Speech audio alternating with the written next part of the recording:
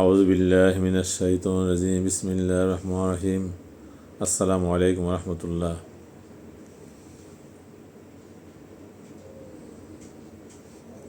একটা বিষয় নিয়ে আজকে কথা বলতে চাই।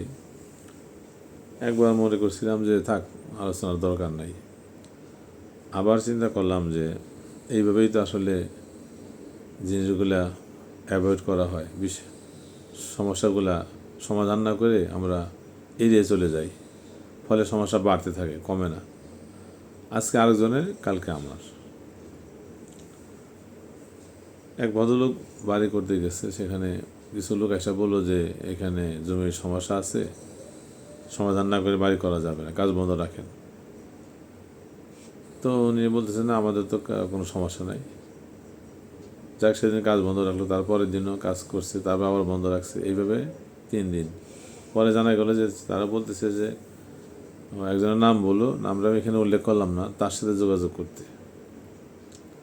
আমি আসলে চিত্রটা দেখে, সবাই জানে এই ধরনের চিত্র, তারপরেও একটু আলোচনার বিষয় মনে করলাম যে অ্যাওয়ারনেসটা থাকলে হবে কি, সবাই যদি একটু একটু করে উদ্যোগ নেয় তাহলে হয়তো গেলে কমতে পারে আর কি। এখন ওখানে যেটা হচ্ছে, তারা ভাবতেছে যে যাক, বোঝা কিছু টাকা পয়সা চায়, আসলেও চায়, সেটা দিয়ে দিবে আর কি, আর নির্বিঘ্নে কাজ করবে। এখন যদি থানা পুলিশ করে, আশঙ্কা করতেছে থানা পুলিশ করলে ভালো হইতে পারে, মন্দ হইতে পারে, মন্দ হওয়ার সম্ভাবনা বেশি।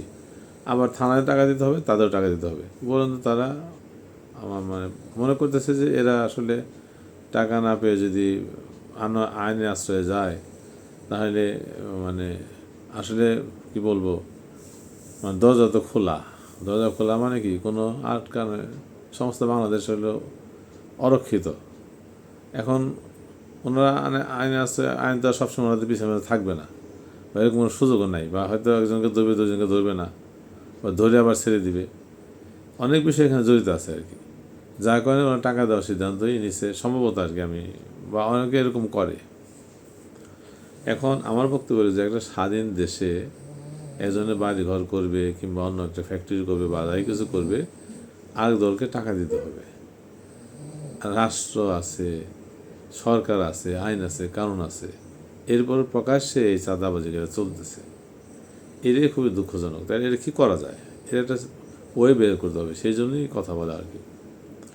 এখন প্রত্যেক অবস্থান থেকে যদি যারা চাঁদাবাজি করে, তারা আসলে আমাদের মতো লোকদেরই তো সন্তান, ভাই বা আত্মীয় স্বজন, এরকম কিছু হবে। প্রত্যেক অবস্থান থেকে যদি সবাই সচেতন থাকে, তাহলে এটা কমানো সম্ভব, অল্প অল্প করে। যে আমরা যে বলি যে আমরা কী বলে, মসজিদ ভিত্তিক সমাজ, মসজিদে আমরা যাই, নামাজ পড়ে চলে আসি, 2 জন ব্যক্তি ছাড়া কারোর সাথে কথাবার্তা নেই, দেখা সাক্ষাৎ নেই, কোনো সালাম কালামও নেই। এটা যন্ত্রের মতো আর কি। ওখানে যে একটা সামাজিক একটা যে প্রতিষ্ঠান, মানুষের সুবিধা অসুবিধা ওখানে কথা বলার সুযোগ আছে, বা সমাধান হওয়ার সুযোগ আছে, সেটা আমাদের চিন্তার ভিতরে নেই। বিবর্তন হইতে হইতে হইতে এখন এ পর্যায়ে আসছে আর কি।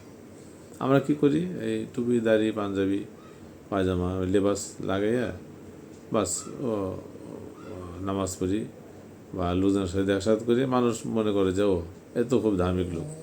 কিন্তু ভিতরে ভিতরে কিন্তু চাঁদাবাজি, জমি দখল, ঘুষ, সুদ সবই আছে। আলোচনা নেই। আলোচনা যে কোনো হুজুর যদি আলোচনা করে, তারা আবার কৈফিয়ত দেওয়া লাগে, জবাবদিহিতা করতে হয়। এটা কি বলবো, এমন একটা পর্যায়ে আসছে, এই ব্যবসাটা দেশ চলে না। আমিও জানি, আপনারা সবাই জানেন, সবাই জানেন। এখন এটা কি করা যায়, একটা সমাধান বের করার চেষ্টা তো আমাদের করতে হবে। তো আমার মনে হয় যে প্রত্যেকে যে যার যার বাসায় থেকে শুরু করা যায়, আত্মীয় স্বজন প্রত্যেকে দায়িত্ব নিয়ে যদি কাজ করে, তাহলে এটা কিছুটা হয়তোই হইতে পারে। দেখেন, আল্লাহ পাক এখানে পবিত্র কোরআনের সূরা লুকমানে বলছে, আউযু বিল্লাহি মিনাশ শাইতানির রাজিম, ইয়া বুনাইয়া আকিমিস সালাতা ওয়া'মুর বিল মা'রুফি ওয়ানহা আনিল মুনকারি ওয়াসবির আলা মা আসাবাকা ইন্না যালিকা মিন আজমিল উমুর। বলছে, নামাজ কায়েম করো এবং মানুষকে সৎ কাজে আদেশ করো, মন্দ কাজে বাধা দাও, এই জন্য তোমার যে কষ্ট হবে তাতে সবর করো, নিশ্চয়ই এটা অত্যন্ত হিম্মতের কাজ। এটা আমাদের মধ্যে আদেশ করা হয়েছে। এই কাজ থেকে এই মানে এই এই ধরনের আলোচনা আগেও আমরা আমাদের ছোট সময় শুনছি, এখন তো শুনি না, আলোচনাও নেই, চর্চাও নেই। এটাই আমি বলতে চাচ্ছি যে আমরা আসলে ওই যে মানে প্রসঙ্গক্রমে বলতে হয় যে আমরা পড়াশোনা থেকে অনেক দূরে, শুনে এই মুসলমান। এই আরও কয়েকটা বিষয়তে আমি বলছি, আসলে এটা ইমান আনতে যে বিশ্বাস করলে ইমানদার হয়ে গেলে, মুসলমান হতে গেলে পড়াশোনা করতে হবে,